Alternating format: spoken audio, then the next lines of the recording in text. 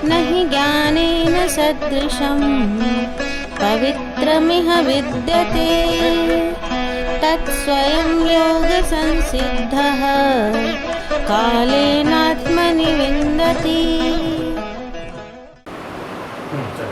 चलिए, तो आज हम देखते हैं यूनिक अर्थ। ठीक है, यूनिक अर्थ हमने पिछले चैप्टर्स में क्या देख लिया? प्लैनेट्स के बारे में देख लिया, प्लैनेट्स क्या हैं, कैसे हैं, किसका कौन चक्कर काटता है। ठीक है, तो उसमें एक निकल के आया था अर्थ, जिस पे हम रहते हैं, जिस पे हम सरवाइव करते हैं। ठीक है, यूनिक अर्थ चैप्टर का नाम क्यों दिया गया? ठीक है, अर्थ के साथ यूनिक लगाने का क्या मतलब है?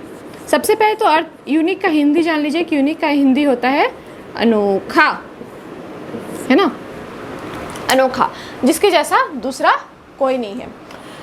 अब अर्थ को अनोखा क्यों कहा गया? देखिए, कुछ चीज़ें ऐसी हैं अर्थ पे, ठीक है, जो दूसरे प्लैनेट्स पे आपको नहीं मिलती हैं। जैसे हम सब आपको दूसरे प्लैनेट पे नहीं मिलेंगे, है ना। आपका कोई फोटोकॉपी दूसरे प्लैनेट पे नहीं होगा। ठीक है, देखिए होता क्या है कि जब आप अर्थ पर हैं, आप सरवाइव कर रहे हैं, तो आपको कुछ बेसिक चीज़ों की ज़रूरत होती है ज़िंदा रहने के लिए। ठीक है, कुछ ऐसी चीज़ें हैं जो आपको दूसरे प्लैनेट पे सरवाइव करने में हेल्प नहीं करती हैं। सबसे पहली बात तो यही जान लें, हम देखें कि अर्थ जो है, अर्थ के साथ साथ जितने भी प्लैनेट्स हैं वो सन से एक निश्चित दूरी पे हैं। ठीक है, हमने पिछले चैप्टर में देखा था कि हर प्लैनेट एक निश्चित दूरी पे है सन से। सबसे करीब मरकरी है और सबसे दूर नेपच्यून है। तो ऐसा होने की वजह से क्या है कि हर जगह टेम्परेचर कहीं पे बहुत ज़्यादा बढ़ गया है, कहीं पे बहुत ज़्यादा घट गया है। अगर अर्थ का टेम्परेचर और बाकी जगहों के टेम्परेचर में अगर कंपैरिजन किया जाए, तो अर्थ का टेम्परेचर ही एक ऐसा टेम्परेचर है जहाँ पे सर्वाइवल पॉसिबल है। अगर हम मरकरी पे जाके रहना चाहेंगे तो वहाँ पे हम नहीं रह सकते, क्योंकि उसका तापमान बहुत ही ज़्यादा बढ़ा हुआ होता है और हम उस तापमान को सह नहीं कर सकते। आप इतना छोड़ दीजिए, आप सिर्फ ये मानिए गर्मियों के दिनों में जब हमारा 40 डिग्री 45 डिग्री पहुंच जाता है टेम्परेचर, तो हमें कितनी परेशानी होने लगती है, और जबकि यहाँ से कई गुना ज़्यादा वहाँ पे टेम्परेचर पाया जाता है। सेम थिंग दूसरे अपोजिट ले लीजिए, यूरेनस और नेपच्यून जैसे प्लैनेट्स पे टेम्परेचर बहुत ही ज़्यादा माइनस डिग्री में चला जाता है, बहुत ज़्यादा घटा हुआ होता है। हम लोग ठंड में, हमारी हालत इंडिया में ही ख़राब हो जाती है अगर टेम्परेचर थोड़ा सा नीचे चला जाए तो उतना टेम्परेचर हम लोग ना ही बहुत ज़्यादा कम टेम्परेचर में सर्वाइव कर सकते हैं, ना ही बहुत ज़्यादा टेम्परेचर में हम लोग सर्वाइव कर सकते हैं। तो इस वजह से क्या हुआ कि अर्थ एक ऐसा प्लैनेट है जो एक स्पेसिफिक दूरी पे है सन से, जिससे क्या होता है कि यहाँ पे टेम्परेचर जो है ना ही बहुत ज़्यादा होता है और ना ही बहुत ज़्यादा कम हो जाता है। ठीक है, जिसकी वजह से हम लोग यहाँ पे सर्वाइव कर पाते हैं। ठीक है, इसीलिए अर्थ को अनोखा बोला गया है कि इसकी जैसा दूसरा कोई प्लैनेट नहीं है। अब देखिए, कुछ बेसिक चीज़ें क्या पाई जाती हैं अर्थ पे इसको और अनोखा बनाने के लिए। तो सबसे पहला एयर, सांस लेते हैं आप सब, हम भी लेते हैं, है ना। ऐसा कोई है जो बिना सांस लिए रह सकता है? ऐसा कोई तो है नहीं जो बिना सांस लिए रह सकता है। क्या आप रह सकते हैं? आज कोशिश करके देखिएगा, सांस रोक के देखिएगा आप कितनी देर बिना सांस के रह सकते हैं। ठीक है, घड़ी को सामने रखिएगा, ठीक है, पर ज़बरदस्ती कोई नहीं रोकेगा, अपने आप को हार्म कोई नहीं करेगा। ठीक है, बस आप देखिएगा कि कितने देर आप रोक सकते हैं। ठीक है, सबसे पहले आता है एयर, जो बहुत ज़रूरी है ब्रीदिंग के लिए, हमारे सांस लेने के लिए। ऑलराइट, जो कि दूसरे प्लैनेट्स पे नहीं है। दूसरे प्लैनेट्स पे हम लोग बेसिकली सांस लेते समय कौन से गैस को ज़्यादा हमारा शरीर चाहता है? हमारा शरीर को ज़्यादा किस गैस की नीड होती है? ऑक्सीजन की, जो कि केवल और केवल अर्थ पे मिलता है। दूसरा है वाटर। देखिए, जहाँ पे बर्फ जमा होगा पानी वहाँ भी होगा, लेकिन ठंड होने की वजह से क्या होता है, पानी एकदम जम जाता है जिसको आप पी ही नहीं सकते। ठीक है, फ्रिज से बर्फ़ निकाल के खाएंगे तो क्या उससे आपकी प्यास बुझेगी? पॉसिबल नहीं है। ठीक है, तो वाटर जो है नेपच्यून पे बहुत ज़्यादा जमा हुआ है और मरकरी पे लावा के रूप में है। तो उस दोनों कंडीशन में हम लोग क्या कर सकते हैं, उससे हमारी प्यास नहीं बुझ सकती। ठीक है, तो जो वाटर जिस फॉर्म में धरती पे मिलता है उसी फॉर्म को, वही फॉर्म हमारे लिए ज़रूरी है पानी का, जिससे हम हमारी प्यास को बुझा सकते हैं। ऐसा नहीं है कि पानी दूसरे ग्रहों पे नहीं है, बस उनका फॉर्म अलग अलग है, हर जगह वो अलग अलग रूप में रहती हैं, ठीक है। तीसरा क्या है, फूड। अब देखिए, फूड को बनाने के लिए 3 चीज़ों की आवश्यकता है मुख्यतः, ठीक है। जो बेसिक 3 चीज़ें हैं इसके लिए वो हैं सॉइल, वाटर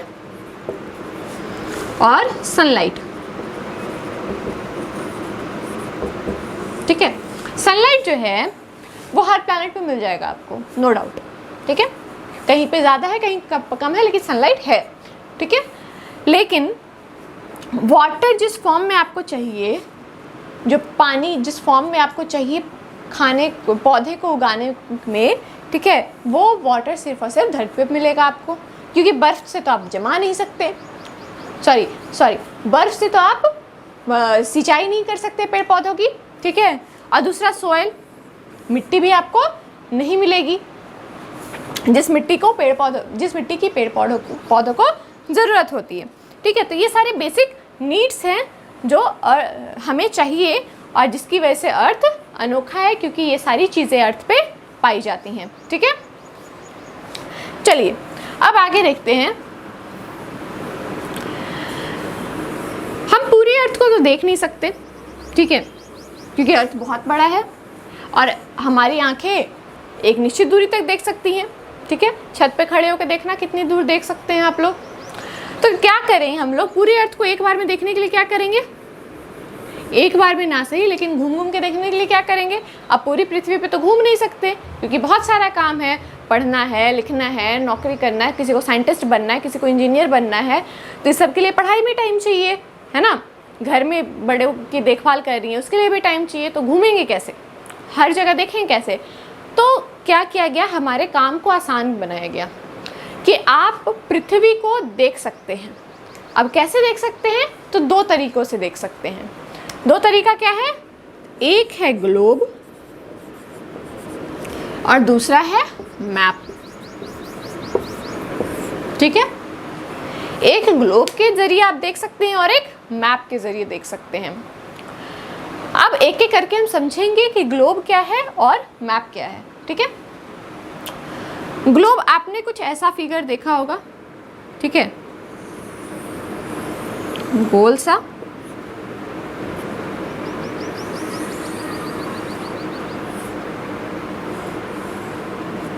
ठीक है। ये ग्लोब का फिगर है, ठीक है। अब देखिए है क्या, इसमें एक गोला होता है जिस पे अलग अलग तरह का चित्र बना रहता है, जो ये दिखाता है कि पूरी पृथ्वी कैसी दिखती है, कहाँ पे कौन सा बॉर्डर है, कौन सा कॉन्टिनेंट कहाँ पे है, कहाँ पे कौन सा ओशन है, ये सारा कुछ इस गोले में बताया रहता है। लेकिन ये गोला ऐसे तो रख नहीं सकते, ऐसे रखेंगे तो बॉल की तरह घूमने लगेगा, कभी इधर लुढ़केगा, कभी इधर लुढ़केगा, लुढ़क लुढ़क के पता नहीं कहाँ चला जाएगा। तो इसका भी उपाय निकाला गया, सोचा गया कि भाई लुढ़कने से अच्छा है इसको एक जगह खड़ा किया जाए, लेकिन गोल है तो खड़ा तो रह नहीं सकता। तो क्या किया गया, इसमें एक रॉड डाला गया, है ना, रॉड ऊपर से नीचे तक डाला गया। इस रॉड को बनाया गया एक्सिस, ठीक है। ये रॉड जो है एक्सिस की तरह काम करता है। मैं बताऊं कि एक्सिस क्या है। ये रॉड जो है एक्सिस की तरह काम करता है, और इसको सपोर्ट करने के लिए, इस रॉड को सपोर्ट देने के लिए ये एक फॉर्म बनाया गया हाफ स्फेयर का, हाफ सर्किल का, और नीचे से एक बेस दिया गया ताकि उस पर खड़ा रह सके। अब एक्सिस क्या है, हम एक्सिस की बात तो कर रहे हैं।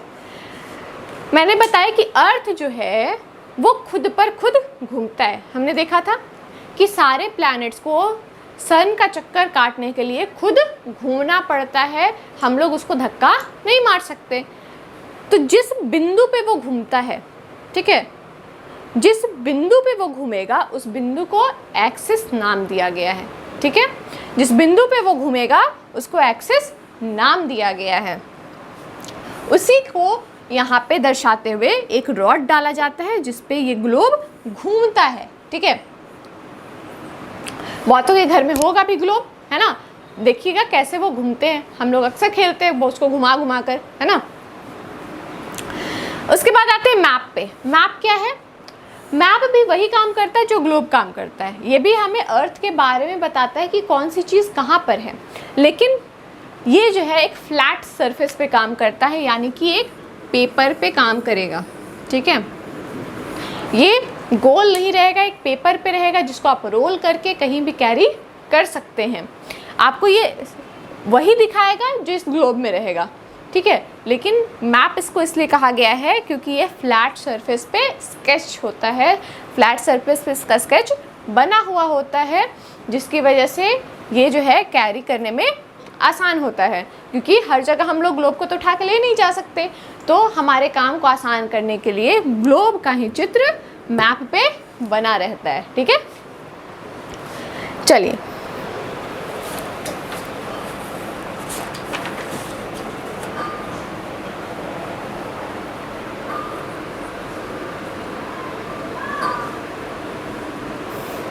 अब देखिए, एक सिंगल शीट पर अगर हम मैप बनाते हैं तो उसको हम मैप बोलेंगे, लेकिन ढेर सारे शीट ऑफ मैप्स, ठीक है, ढेर सारे शीट ऑफ मैप्स जब एक साथ कंबाइन किए जाते हैं, ठीक है, कंबाइन करके उनको एक साथ एक बुक का फॉर्म दिया जाता है, ठीक है, तो उसको बोलते हैं हम लोग एटलस। ठीक है, उसको क्या बोलते हैं? एटलस। तो हम लोग क्या लिख सकते हैं इसको? हम लोग इसको लिख सकते हैं कि a book of map is called an Atlas. ठीक है, a book of map is called an Atlas, यानी अलग अलग मैप्स का जब हम एक साथ कंबाइन कर देते हैं, उससे एक जो बुक फॉर्म होता है, उस बुक को हम लोग एटलस का नाम देते हैं। ठीक है, जैसे हमारे शरीर में हाथ है, पैर है, सर है, क्या किया गया? हमारे हाथ को, पैर को, सर को अलग अलग एक सही जगह पे रखा गया और बोला गया कि भाई ये प्रिया मैम है ना। वैसे ही आप लोग का हाथ, पैर, सर, ऐसा तो नहीं है कि हाथ की जगह पैर है, पैर की जगह सर है ना, सब एक सही जगह पे है। उस तरीके से एक बुक बनाया गया जिसमें हर ज़रूरत के हिसाब से हर मैप को डाला गया और उसको कंपाइल करके क्या बोला गया? उसको एटलस। क्लियर है यहाँ तक? चलिए, इसमें कोई कंफ्यूजन नहीं। ग्लोब और मैप दोनों ही अर्थ के बारे में हमें बताते हैं, हमें दिखाते हैं कि हमारा अर्थ कैसा है, लेकिन ग्लोब जो है एक ऐसा मटेरियल है जो एक बॉल फॉर्म में होता है, जो अर्थ को ट्रूली रिप्रेजेंट करता है। और इनफैक्ट हम इसको ये बोल सकते हैं a small model of earth.